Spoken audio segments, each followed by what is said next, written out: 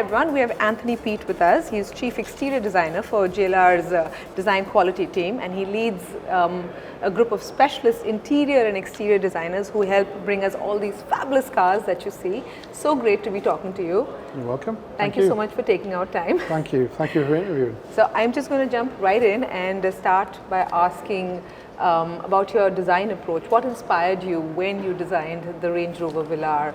And just a little about the approach that you used.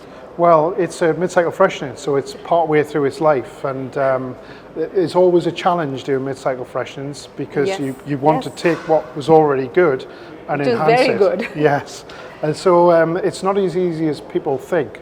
There are certain areas of the car that we're going to touch, but what we tend to do is celebrate those areas where we're changing them. So the approach was very much to take what was good about that award-winning Velar from 2017 and just take it to the next level. Yes, you won the World Car Design Award, and that is a challenge, right? Because you already have such a successful product, and what do you do to make it better if there is scope to make it better? Well, it's a difficult act to follow, you know. What you certainly don't want to do is break what's working well. Yeah. So we take that that concept and just enhance it. So new technology, headlamps, tail lamps, and what we're doing there is we're celebrating that difference, which is giving the customer something fantastically new in terms of the way it functions, and we'll celebrate that by creating some beautiful jewel-like aspects to the vehicle, just taking on that next level. Yeah, I mean the technology is very novel. It spreads the beam around on the road and doesn't blind the oncoming traffic. It basically just throws as much light down the road as it can. And that technological advancement, I think, is it's fantastic as a driver, but it offers the opportunity as well to the designer to change the internal structures of lamps. So we've got a fantastic new daylight running lamp, signature running lamp, which is in line with the rest of the vehicles in the Range Rover range in the family. Similarly with the grille, we use this opportunity to freshen the front face of the car and bring Velar into lockstep with Range Rover and Range Rover Sport at the forefront of the modern Range Rover family. Ah, okay, lovely. And I mean, as a designer, obviously aesthetics is what drives you, but in a country, especially like India, you have a lot of practical considerations to keep in mind. So how do you like balance that? You know, you still want to maintain those stunning proportions that you have, that all your products have, but you still have to have some practical considerations, especially in a market like India. It's always difficult. As a designer, we don't get to design the car often that we would like to design because of all the constraints and the various other elements that play into the designer's brief.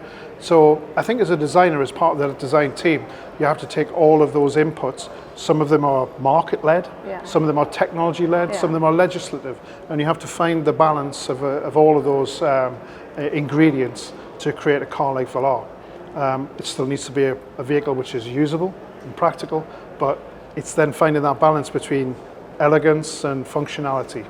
So you and engineering must work really closely together to get that perfect proportion. Absolutely. You can't create a car like Velar, like a Range Rover, without that blend of engineering and design partnership. It's a really exciting process to go through. It has challenges. Yeah, I can imagine. Of course, but... No, I mean, like you talk about the suspension, especially on Indian roads. So do you take that into consideration when you're going for the aesthetics, and do the aesthetics affect like the driving performance and, you know? Well, they do. If you ask any designer, you know, the first thing they draw probably is a big wheel on the car. And you know, with a big wheel comes a thin tire, and that's often a challenge for the suspension, for the ride and handling. But it's a key element to the design of a vehicle. So we're obviously working with our engineers all the time to try and get that sort of best-in-class appearance. But it is a challenge. It is a challenge, yes. Also, the Indian buyer does, you know, do our tastes. You know, do they come into the picture? Is that something you keep in mind? Do they influence the design making process, if at all, in any way? Yeah, I mean, Range Rover is a global brand, you know, so we're trying to always blend the sensibilities of the markets that we're selling in. And what we're keen to try and do is distill the best of them, so that we have an appropriate, relevant product. But what we want to try and celebrate in those markets is what makes Range Rover a Range Rover. So we always find that blend. Balance. And we have a really diverse design team. We've pretty much got every nationality within our design team. Yes, I've heard. And from that point of view, we get a lot of different cultural inputs as well as the technical inputs from each of the market advisors. And now if you look to the future, as it's just been announced also, I think EV is the way to go for most companies. So what we really want to know is, will the design language change when you shift towards these future technologies like EV, or will you stick to the same, the ICE engine kind of design language that you use as of now?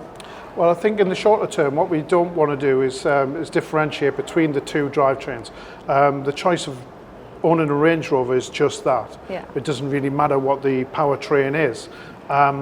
In the longer term, the flexibility that electrification offers the designers is quite exciting.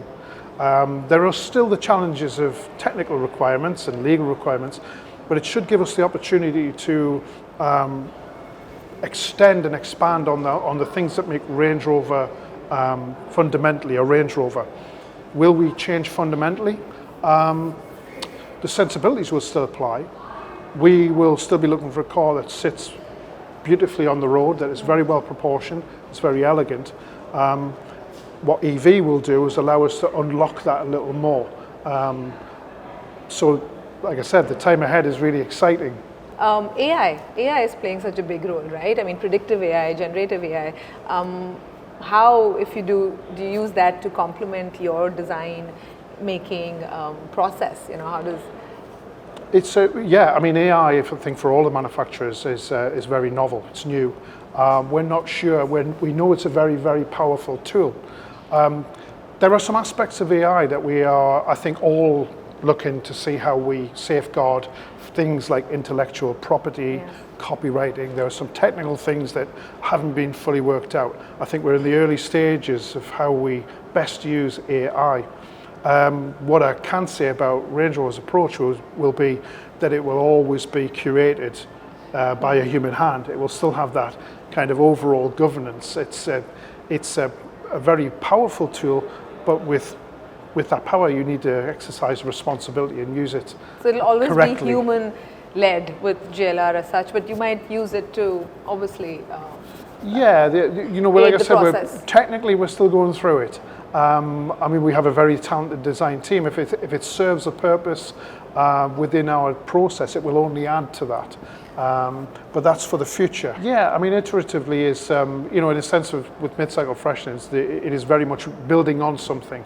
And we're looking for that direction and that sort of trajectory to the new vehicles that will come.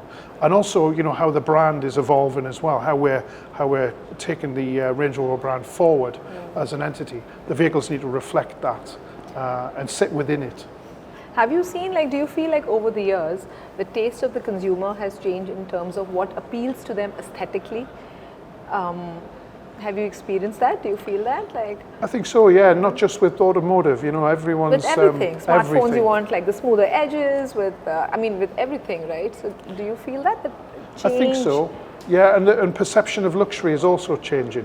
What is luxurious? What was luxurious 50 years ago is not relevant now. Absolutely. Often. So I think a brand like Range Rover needs to be at the forefront of what it is to define automotive luxury, and that's a constant voyage of discovery for us. And then that's why I think these mid-season, these changes, they help in that for you to build on that change in design according to perception. Okay, last question. What would you like to say to our young Indian car designers, if anything?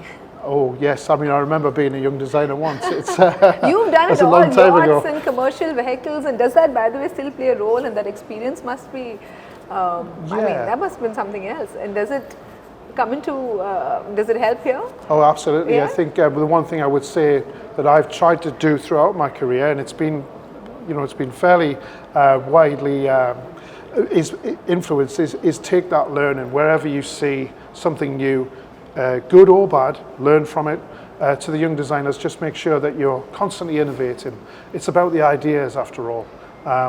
Ideas are key to what drives the design forward, so just keep creating those ideas, those fresh new ideas. Oh, love that. So keep creating those fresh new ideas, stick with them, believe in them, and there you had it. We had a quick short interview with Anthony Peat, and it was really, really nice. Thank you. Thank you so much.